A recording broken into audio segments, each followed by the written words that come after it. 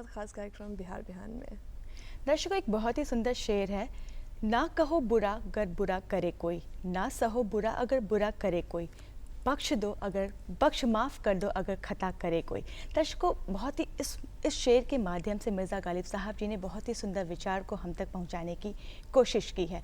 कहते हैं कि सॉरी या माफ़ी शब्द बहुत ही छोटा शब्द है, लेकिन काफ़ी प्रभावशाली होता है। दर्शकों, एक कहावत है कि हम इंसान गलतियों के पुतले होते हैं। इस धरती पर मौजूद हर इंसान से कभी ना कभी कहीं ना कहीं गलतियाँ होती है, और फिर चाहे वो गलती जानबूझकर हो या फिर अनजाने में हो, लेकिन हम सबसे कहीं ना कहीं गलतियाँ होती हैं। और दर्शकों, गलती होना गलत बात नहीं है, लेकिन उन गलतियों को ना मानना, उनसे ना सीखना गलत बात है। क्योंकि जब हम कुछ नया करते हैं, कुछ बढ़िया करने की कोशिश करते हैं, तो उस दौरान गलतियां होना लाजमी है। वो कहते हैं ना कि गलती होना और सही समय पर गलती का एहसास होना और उसके लिए माफ़ी मांग लेना ही सबसे अच्छा इंसान बनाती है। और वो कहते हैं ना कि अगर हमारी एक माफ़ी मांग लेने से रिश्ता अटूट हो जाता है, वहीं ना मांगने से रिश्ता टूट जाता है। इसीलिए गलती होती है तो उसे सुधारने की कोशिश करें, उससे सीखने की कोशिश करें, उसे ना दोहराने की कोशिश करें, और सबसे ज़रूरी माफ़ी मांगने और माफ़ देने की नीयत रखें। क्यों ऋचा, तुम क्या सोचती हो माफ़ी मांगने के बारे में?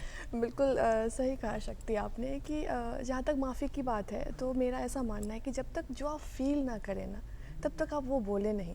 अगर आप सॉरी फील कीजिए फिर बोलिए। बहुत लोगों को आदत होती है ना, हर बात पे सॉरी बोल देते हैं, वो सॉरी फील नहीं कर रहे होते, वो सॉरी बस ऐसे ही बोल देते हैं। ऐसा मत कीजिए, क्योंकि आपकी एक सॉरी बोलने से ना एक आदमी का मेंटल स्ट्रेस पता है दूर हो सकता है ना, और ज़िंदगी बहुत आसान हो जाती है यार। छोटी छोटी चीज़ों को अगर आप नज़रअंदाज कीजिएगा ना, तो ज़िंदगी बहुत बेहतर हो जाती है। दर्शकों, कहते हैं कि शिक्षक के बाद अगर हम किसी की बात मानते हैं तो वो होते हैं डॉक्टर्स।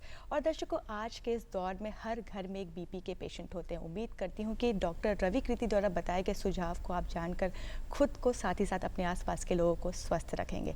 इसी के साथ दर्शकों, वक्त हो चला हमारे आज के मेहमान से रूबरू होने का।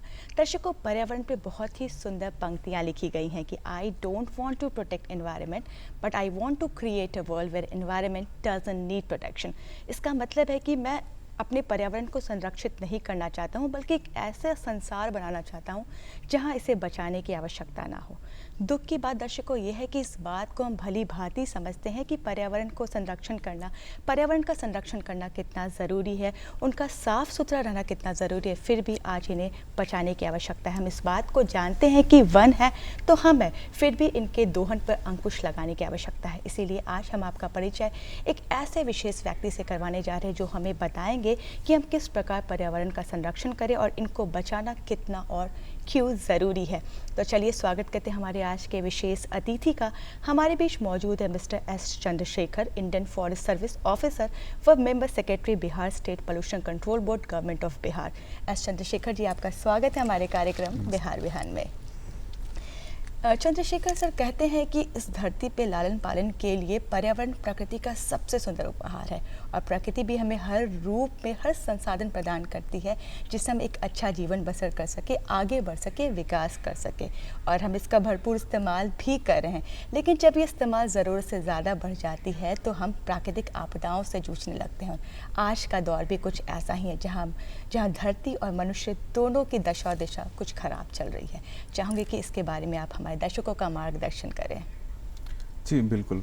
जैसे लेने का, हम लोग का सांस लेने का ऑक्सीजन से लेकर पीने का पानी से लेकर, जो कोई हम लोग दान, गेहूँ, कोई भी कुछ खाने का पदार्थ है, फल फूल, सब कुछ जो है प्रकृति का देन, और सब मिट्टी का देन है, सूरज का किरणों का देन है। तो ये सब चीज़ का आने वाली पीढ़ी के लिए उसको बचा के रखना बहुत ही अहम होते हैं, बहुत इम्पॉर्टेंट है। इसमें जिसका एक लेवल से ज़्यादा अगर एक्सप्लॉइट करते हैं, उसको ज़्यादा दोहन करते हैं, तब जो है वो एनवायरमेंटल इम्बैलेंस शुरू हो जाती है। तो कोई भी चीज़ का एक रिस्पॉन्सिबल कंज्यूमरिज्म बहुत आवश्यक होते हैं, एक मिनिमलिस्टिक कंज्यूमर बनने की आवश्यकता होती है।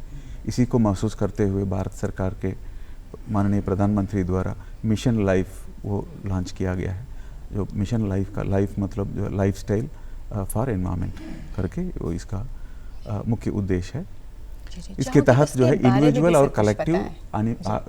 और कलेक्टिवली हम कैसे अपने बिहेवियरल चेंज से, कंजम्पशन पैटर्न को चेंज करके कैसे हम पर्यावरण संरक्षण में योगदान दे सकते हैं, उसका एक अभियान के रूप में अंतर्राष्ट्रीय स्तर पर इसको United nation framework convention on climate change का कॉन्फ्रेंस ऑफ पार्टीज़ में वर्ष 2021 में इसको लॉन्च किया गया था।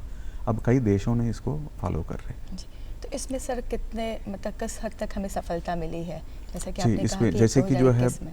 अभी वर्तमान में जो देख रहे हैं कि जो है इसके पहले प्लास्टिक कैरी बैग या प्लास्टिक रोड पे फेंका हुआ ज़्यादा देखने को मिलता था, और साथ साथ कचरा भी जो है रोड पे फेंका हुआ मिलता था। आजकल कोई कचरा देखने को नहीं मिलते, उसको टाइमली इधर वो रिस्पॉन्सिबली कोई डस्टबिन में रखते हैं और उसको डोर टू डोर कलेक्शन वाला व्हीकल में देते हैं, या कोई कुछ प्लास्टिक वस्टिक है तो उसको अपने यूज़ करते हैं, या नहीं तो उसको प्रॉपर वे में उसको डिस्पोज करते हैं। वैसे भी तो सरकार द्वारा जो है डिफरेंट प्लास्टिक आइटम्स को बैन भी किया हुआ है, सिंगल यूज़ प्लास्टिक जिसको है वो किया हुआ है। और साथ साथ ये भी देखा जा रहा है कि जो है साफ़ सुथरा in general dust free roads देखने को मिलते हैं। ये स्कूल में बच्चों से लेकर वो अभी आम नागरिकों के बीच में विभिन्न विभागों द्वारा, सरकार के विभिन्न विभाग द्वारा उसको जन जागरूकता कार्यक्रम भी की जा रही है। इसी का नतीजा है कि जो है इसमें थोड़ा सा चेंजेस देखने को मिल रहे हैं। बिल्कुल।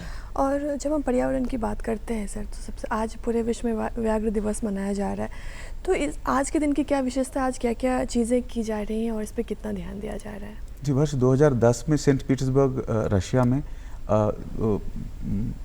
बाघ जिनका बाघ युक्त देशों जो है जिस टाइगर रेंज कंट्रीज़ का एक कॉन्फ्रेंस जो है ग्लोबल टाइगर इनिशिएटिव करके एक ऑर्गेनाइजेशन द्वारा आयोजित किया गया था। वो कॉन्फ्रेंस जो है आज का ही दिन वो उसका एक्चुअली 3 दिन का था, उसको मध्य दिन जो है वो 29 जुलाई था। तो इसलिए जो है आज का दिन को उसको इंटरनेशनल टाइगर डे या ग्लोबल टाइगर डे करके उसको मनाई जा रही है। इसका मुख्य उद्देश्य है कि जो है बाघों का संरक्षण में क्या क्या चुनौतियां हैं और आगे के लिए उसको बाघों की संख्या को बढ़ाने के लिए क्या क्या किया जाना है, इसमें जन भागीदारी की क्या ज़रूरत है, और उसके बारे में जो है सभी लोगों के आपस में उनका सहयोग को प्राप्त करने के लिए और जागरूक करने के लिए इसका आयोजन की जाती है। चलिए बातों के सिलसिले को आगे बढ़ाते और जानते हैं अंतर्राष्ट्रीय बाघ दिवस पे हमारे आज के विशेष अतिथि से। जैसा कि चंद्रशेखर से अभी हमने देखा कि बाघ की उपस्थिति बताती है कि जंगल की स्थिति अच्छी है, और ऐसे भी कहा जाता है कि बाघ की एक अहम भूमिका होती है फूड चेन में, इकोसिस्टम में। उसे मेंटेन करने के लिए, उसे बैलेंस रखने के लिए बाघ का होना काफ़ी ज़रूरी है। ऐसे में आपसे ज़रूर जानना चाहूँगी कि इनका संरक्षण करना कितना और क्यों ज़रूरी है। टाइगर किसी भी एक जंगल में, वैसे मैं मानता हूँ जीव प्लस वन दोनों मिलके ही जीवन बनता है। बिल्कुल। सिर्फ जंगल में कोई जानवर नहीं रहेंगे तो वो एक तरह का प्लांटेशन हो जाएगा, बस उसमें कोई कुछ जान नहीं रहता। तो जिसमें वो जिस जंगल में वो पूरा भरपूर सभी प्रकार का जानवर रहे, और उसका फिल्म में उसका जो है इकोलॉजिकल पिरामिड में सबसे ऊपर टाइगर जैसे एक कार्निवोर एनिमल अगर होता है, तो उसमें जितना उस तरह का एनिमल है एक पर्टिकुलर फॉरेस्ट में, वो उस फॉरेस्ट का हेल्दीनेस को शो करता है, इकोलॉजिकल हेल्दीनेस को। और टाइगर का प्रशंस सिर्फ एक एनिमल नहीं है, उसके नीचे और भी जो है सेकेंडरी कार्निवोर्स होते हैं, फिर प्राइमरी, फिर वो उसके बाद हेर्बीवोर्स, फिर उसका प्रोड्यूसर्स। तो इसमें जो है टाइगर एक पर्टिकुलर एक फॉरेस्ट का जब टॉप पोजीशन ले लेते हैं, फिर रेस्ट सब जो है उसके इक्वलेंट जो और कोई जो एनिमल्स होगा वो इन वे होके फिर अलग से अपना टेरिटरी क्रिएट कर लेते हैं। पूरा वर्ल्ड में इंडिया में सबसे ज़्यादा 80% ऑफ टोटल नेचुरल वाइल्ड में जो पाए जाने वाले टाइगर्स का 80% इंडिया में। अभी वर्तमान में जो है यहाँ 3682 टाइगर है 2022 का all India tiger monitoring estimation के तहत। एक जिस पर्टिकुलर फॉरेस्ट का इकोसिस्टम बैलेंस्ड होते हैं, तब कोई जानवर को बाहर भटक के जाने की आवश्यकता नहीं पड़ती है। कभी कभी जो है जो उसका जिस फॉरेस्ट में संख्या जब अधिक होते हैं टाइगर का, आपस में उसका बिहेवियर होते हैं, एक उसका टेरिटोरियल फाइट होते हैं, उसके चलते जंगल के बाहर आते हैं। तो वो दर्शाता है कि जो है जंगल का जो है मेरा क्षेत्रफल कम है, या नहीं मेरा प्रे बेस बहुत कम है, शाकाहारी जानवर जैसे हिरन उरन का संख्या कम है, तब ऐसा सिचुएशन होते हैं। इसलिए जो है टाइगर अगर हेल्दी है और सही नंबर पर है तो वो पूरा फॉरेस्ट का हेल्दीनेस को इंडिकेट करता है। उसी को जो है डिफरेंट लेवल्स पे उसको इंटरवेंशन की जाती है। जैसे कि जो है शाकाहारी जानवरों का संख्या बढ़ाना है तो हैबिटेट इंटरवेंशन करते हैं, उसको घास का मैदान डेवलप करते हैं, वाटर होल्स डेवलप की जाती है, अनडिस्टर्ब वो एक एरिया क्रिएट की जाती है, प्रोटेक्शन दी जाती है, तब उसका संख्या में वृद्धि होती है। जैसे उसका संख्या वृद्धि होते है तब उतना ही अनुपात में टाइगर का भी संख्या वृद्धि होती है। ये 2 स्क्वायर किलोमीटर में एक टाइगर रह जाते हैं, कभी 100 स्क्वायर किलोमीटर में भी एक टाइगर रह जाते हैं। ये सब डिपेंड करता है कि उसमें हिरन खाने के लिए, हिरन जंगली जानवर या कोई कुछ सांबार, नीलगाय, ये सब मेन जो है उसका फूड सबसे ज़्यादा वाल्मीकि टाइगर रिजर्व में उसका नीलगाय, सांबार और जंगली सुअर। टाइगर को लेके सर एक और बात, हम लोग भी बचपन में अक्सर इस चीज़ों को जानते हैं, हमारे मन में रहता है कि जाने की, कहते हैं ना कि टाइगर पावरफुल होता है कंपैरेटिव टू लायन, लेकिन फिर भी लायन जंगल का राजा होता है। इसका क्या खास कारण है सर? ऐसा कोई कुछ साइंटिफिकली ऐसा नहीं है, लेकिन सर एक ऐसी सोच है लोगों की। नेशनल एनिमल है जी। तो वो उसका मेजेस्टिक लुक है और वो उसका जो हंटिंग का एबिलिटी, ये सब को देख के इसको इस तरह का किया गया है। जी। और वैसे जो है मिथोलॉजिकली जो हम लोग जो है लगातार जो सुनते हैं, जंगल का राजा शेर है वो करके, लायन वो जी, करके। जी, जी। वैसा कोई स्पेसिफिक लिटरेचर ऐसा नहीं है कि इसको कोई कुछ जस्टिफाई करने के।